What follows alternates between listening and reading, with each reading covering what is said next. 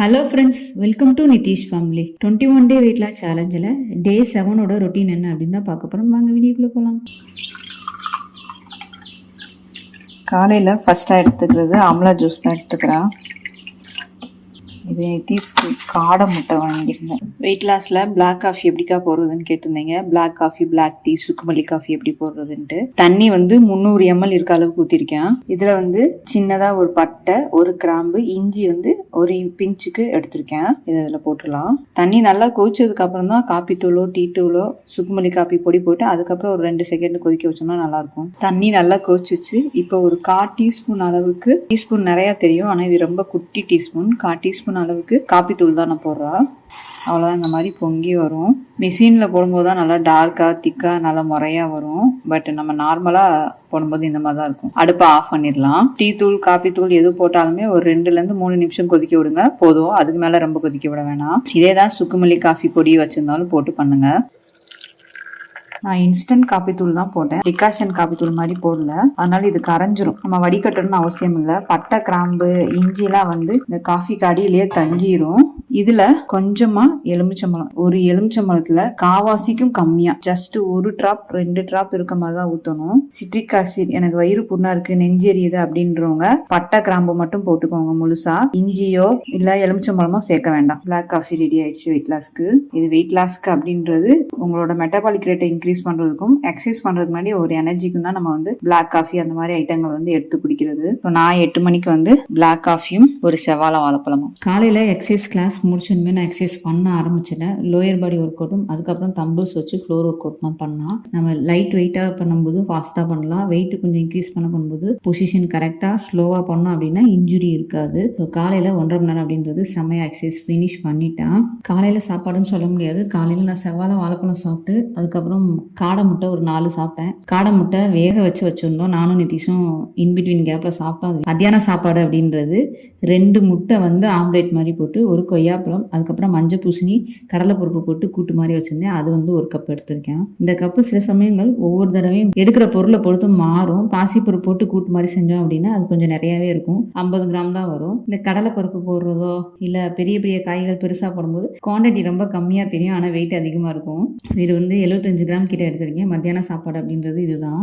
சாயந்தரம் ஒரு 3 மணி இருக்கும். ஒரு கைப்பிடி அளவுக்கு ஸ்வீட் கார்ன் தான் எடுத்து சாப்பிட்டுக்கிட்டேன். நான் ஸ்வீட் கார்ன் சாப்பிட்டு ஒரு 1/2 மணி நேரம் கழிச்சு சாத்துக்குடி ஜூஸ் தான் வீட்டில் செஞ்சது தான்.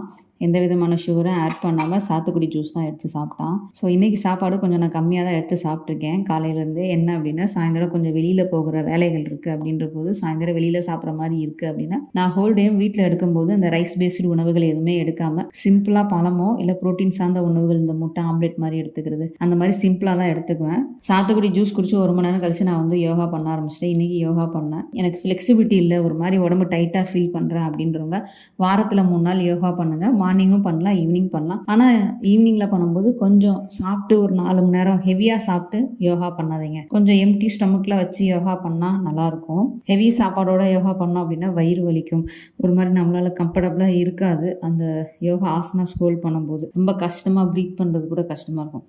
அதனால் யோகா பண்ணும்போது மார்னிங்கும் சரி நைட்டு எப்போ பண்ணாலுமே எம்டி ஸ்டமக்கில் பண்ணிக்கோங்க, அது நல்ல ரிசல்ட் இருக்கும். ஸோ நான் யோகா அப்படின்றது 1 ஹவர் ஃபினிஷ் பண்ணிட்டான். சாயந்தரம் சரவணா ஸ்டோர் தான் போகணும், கொஞ்சம் ட்ரெஸ் எடுக்கிற வேலைகள் இருந்தது அப்படின்றதுனால 2 ஹவர்ஸ் ஆயிடுச்சு. முடிச்சுட்டு வரும்போது வெளியில் பக்கத்தில் இருக்க சின்ன கடையில் தான் சாப்பிட்டோம். நான் ஒரு முட்டை தோசை சாப்பிட்டேன், மற்றவங்க இட்லி சாப்பிட்டாங்க. வெளியே சாப்பிட வேண்டிய நிலைமைகள் வருது. நீங்கள் நிறைய வெளியில் அலைஞ்சு வேலை பார்க்குறவங்க டெய்லி வெளியில் தான் சாப்பிட்ற நிலைமை வருது அப்படின்னா ஒரு வேளை சாப்பிட்டா 2 வேளைக்கு பழமாக எடுத்து சாப்பிட்றது, ஆம்லேட் மாதிரி சாப்பிட்றது, லோ கலோரி ஃபுட்டாக ராவா பழம் எடுத்து சாப்பிட்றது, பருப்பு ஐட்டங்கள் வேக வச்சு வெளியிலலாம் வைப்பாங்க, பச்சை சுண்டல், வேர்க்கடலை, அந்த மாதிரி நீங்கள் சாப்பிட்டு வரதும் சரி. இப்போ நான் ஒரு வேளை தோசை சாப்பிட்டேன் அப்படின்னா மீதி 2 வேளை நான் காப்ஸ் சார்ந்த சிம்பிள் காப்ஸ் எடுக்க மாட்டேன். ஸோ மார்னிங் ஃபுல்லாக அதுக்கு தகுந்த மாதிரி ஃபாலோ பண்ணால் தான் மறுநாள் நம்மளுக்கு வெயிட் ரொம்ப ஏறாது, வெயிட் லாஸ்க்கு நல்லா ஹெல்ப்ஃபுல்லாக இருக்கும். டே 7 வேக்கப் 4:50, 4:50 AM போகிறதுக்கு பதிலாக ஜீட் போய் வச்சுருக்கேன். 4:50க்கு எந்திரிச்சான். வெயிட் வந்து 60 கிலோவும் 500 கிராம் இருக்குது. 2 நாளாக அதே வெயிட் தான் இருக்குது. ஸோ ஒரு சிலருக்கு வெயிட் லாஸில் அதே வெயிட் ஸ்டஃபனாக இருக்குது அப்படின்னா ஃபேட் லாஸ் நடந்திருக்கும், உங்கள் மசில்ஸ் க்ரோத் ஆகிருக்கும், உங்களோட போன் ஸ்ட்ரென்த்தன் ஆகிருக்கும். அதனால கூட அந்த மாதிரி இருக்கும். ஸோ நம்ம தான் விடாமல் டயட்டை கரெக்டாக ஃபாலோ பண்ணணும். நெக்ஸ்ட்டு மார்னிங்கில் எக்ஸசைஸ் அப்படின்றது ஃபுல் பாடி ஒர்க் அவுட்டும் ஃப்ளோர் ஒர்க் அவுட்டும் லோயர் பாடி ஒர்க் அவுட் பண்ணலாம். No cheat meal. ஈவினிங்கில் யோகா செக்ஷன் தான். ஸோ ஸ்டடீஸ் அப்படின்றது ஒரு 15 மினிட்ஸ் to ஒரு 30 மினிட்ஸ் படிச்சிருப்பேன். நல்லா படித்தது 15 மினிட்ஸ் தான். ஸோ இன்றைக்கி எக்ஸசைஸ் பண்ணுறேன். நல்ல பயங்கர பிரிஸ்காக இருந்தது. மத்தியானம் எனக்கு தூக்கம் வரல. வாக்கிங் ஸ்டெப் வந்து 9000 சில்லர் நடந்திருக்கேன். இன்றைக்கி என்னோடய ரொட்டீன் அப்படின்றது நான் நல்லா ஃபினிஷ் பண்ணிட்டேன். சப்ஸ்கிரைபர் சந்தேகங்கள் அப்படின்ற போது டெய்லி வந்து காலையில் பழைய சோறு சாதம் எடுத்து சாப்பிட்டுக்கலாமாங்க அப்படின்னு கேட்டிங்க. வெயில் காலத்தில் எடுத்துக்கலாம். இப்போ வந்து அதுவுமே நம்ம 3 வேளையும் சிம்பிள் கார்ப்ஸ் இருக்கிற மாதிரி எடுத்துக்கிட்டோம் அப்படின்னா அங்கே வெயிட் லாஸ் இருக்காது, வெயிட் கெயின் ஆகிடும். அதாவது காலையில் பழைய சோறு சாப்பிட்டு மத்தியானத்துக்கு சப்பாத்தி சாப்பிட்டுட்டேன், நைட்டுக்கு ராகி தோசை சாப்பிட்டுக்கிட்டேன் அப்படின்னா கூட அங்கே வெயிட் லாஸ் நம்மளுக்கு ஸ்லோவாகும், ஸ்டஃபனாக நிற்கும், இல்லை ஒரு சிலருக்கு வெயிட் கெயின் கூட ஆகும். இப்போ காலையில் நீங்கள் பழைய சோறு சாப்பிட்றீங்கன்னா சின்ன வெங்காயம் எடுத்துக்கோங்க, அது உடம்புக்கு குளிர்ச்சி. அது கூட வடை, அப்புறம் ஊறுகாய், இந்த மாதிரி ஐட்டங்கள், கருவாடு இந்த மாதிரி எடுக்காமல் ஹெல்த்தியாக எடுங்க. அது கூட காய் வச்சு எடுங்க, இல்லை சின்ன வெங்காயம், பச்சை மிளகாய் பச்சையாக வச்சு கூட எடுத்து சாப்பிட்டுக்கலாம். அந்த மாதிரி சைட் டிஷ் வச்சு எடுத்துக்கோங்க. இப்போ காலையில் நீங்கள் ரைஸ் சாப்பிட்டுட்டு அப்படின்னா மத்தியானம் ரைஸ் சாப்பிடாதீங்க. மத்தியானத்துக்கு ஒன்லி வெஜிடபிள்ஸ் மட்டும் 2 கப் இருக்க மாதிரி, இல்லை 2 எக்கு வந்து ஆம்லேட் மாதிரி போட்டு சாப்பிட்டுக்கோங்க. நைட்டுக்கு பருப்பு ஐட்டங்களை வேக வச்சு பல்சஸை வேக வச்சு சாலட் மாதிரி செஞ்சு சாப்பிடுங்க. இப்படி எடுக்கும்போது தான் உங்களுக்கு வெயிட் லாஸும் இருக்கும், பசியும் அடங்கும். 3 வேளையும் சப்பாத்தி, தோசை, இட்லி, இப்படி சிறுதானிய அரிசியும், காலையில் கருப்பு கவுனி அரிசி, மத்தியானத்துக்கு வரகு பொங்கல், ராத்திரிக்கு மில்லட் இட்லி தோசை, அப்படி எடுத்தால் கூட வெயிட் லாஸ் இருக்காது. ஒரு வேளை சிம்பிள் கார்ப்ஸ் எடுத்துக்கோங்க. மீதி 2 வேளை ப்ரோட்டீன் சார்ந்த உணவுகளை ஆம்லேட் மாதிரி எடுக்கிறது, பல்சஸை வேக வச்சு சாலட் மாதிரி எடுக்கிறது, காய்கறிகள் நிறையா எடுக்கிறது. இது வெயிட் லாஸ்க்கும் ஹெல்ப்ஃபுல்லாக இருக்கும், வயிறும் ஃபில்லிங் ஆகும், உங்கள் ஸ்ட்ரக்சரும் நல்லா வரும். ரொம்ப சோறு சார்ந்த உணவுகளை ஒயிட் ரைஸ் அதிகமாக நீங்கள் எடுக்கிறீங்க அப்படின்னா ஆள் ஒல்லியாவீங்க ஒரு சிலர், ஆனால் வயிறு மட்டும் பானமாக இருக்கும். அதுக்கு ரீசன் வந்து சிம்பிள் கார்ப்ஸ் தாங்க. அதை எந்த அளவுக்கு நீங்கள் கம்மி பண்ணி காய்கறிகளை இன்க்ரீஸ் பண்ணுறீங்களோ வயிறு பானை மாதிரி இருக்காது. காலையில் கோகோனட் மில்க் எடுத்துக்கலாமா அப்படின்னு கேட்டால் தாராளமாக எடுக்கலாம். Good fact. எப்போவுமே நான் சொல்கிறது, காலையில் நீங்கள் எடுக்கிற ஃபஸ்ட்டு ட்ரிங்க்னாலும் சரி, சாப்பாடுனாலும் சரி, எவ்வளோ ஹெல்த்தியாக உங்கள் உடம்புக்கு கொடுக்குறீங்களோ அந்த அளவுக்கு அந்த ஹெல்த்தி வந்து உங்கள் உடம்பு ஃபுல்லாக போய் சேருன்னே சொல்லலாம். அந்த டயத்தில் டீ காஃபி எடுக்காதீங்க. கண்டிப்பாக தேங்காய் பால் எடுத்துக்கலாம். அது உங்களுக்கு வெயிட் லாஸ்க்கும் ஹெல்ப்ஃபுல்லாக இருக்கும், உங்கள் ஸ்கின் க்ளோவிங்க்கும் ரொம்ப உதவியாக இருக்கும். உணவு குழாய், குடல் புண்ணு இருந்தால் ஆலுவேரா ஜெல்லில் மோர் போட்டு அது ஜூஸாக குடிக்கிறது, தேங்காய் பால் ஜூஸ் குடிக்கிறது, இந்த மாதிரி எடுத்துக்கலாம். தேங்காய் பாலுமே ஒரு சில்லு, இந்த உள்ளங்கை அளவுக்கு ஒரு சில்லு இருக்கிற மாதிரி தான் நீங்கள் தேங்காய் பால் வந்து எடுத்து குடிக்கணும். அரை முடி தேங்காய் எடுத்து குடிச்சிங்கன்னா லூஸ் மோஷன் போயிடும். அந்த மாதிரி பண்ணிடாதீங்க. எனக்கு ஹெர்னியா இருக்குது மேம், நான் 70 கிலோ இருக்கும், how to reduce my wait அப்படின்னு கேட்குறீங்க. ஃபஸ்ட்டு வாக்கிங் பண்ண ஆரம்பிங்க. ஜம்பிங் மாதிரி எக்ஸசைஸ் பண்ணாமல், ஃப்ளோர் எக்ஸசைஸ் பண்ணாமல், ஸ்டாண்டிங் பொசிஷன்லேருந்து நார்மலாக சைடு நீ டச், ஃப்ரண்ட் நீ டச் பண்ணுறது, வால் புஷ்அப், வால் சிட்டிங், இந்த மாதிரி எக்ஸசைஸ் வந்து நீங்கள் பண்ணிக்கலாம். அதுக்குன்னே ஒரு சில எக்ஸசைஸ் இருக்குது. Bird dog, dead bug, bridge hold, toe touch, இந்த மாதிரி எக்ஸசைஸ்கள் நீங்கள் பண்ணிக்கலாம். எல்லா எக்ஸசைஸுமே பண்ணலாம். ஸ்டார்டிங்கில் வாக்கிங் பழகுங்க.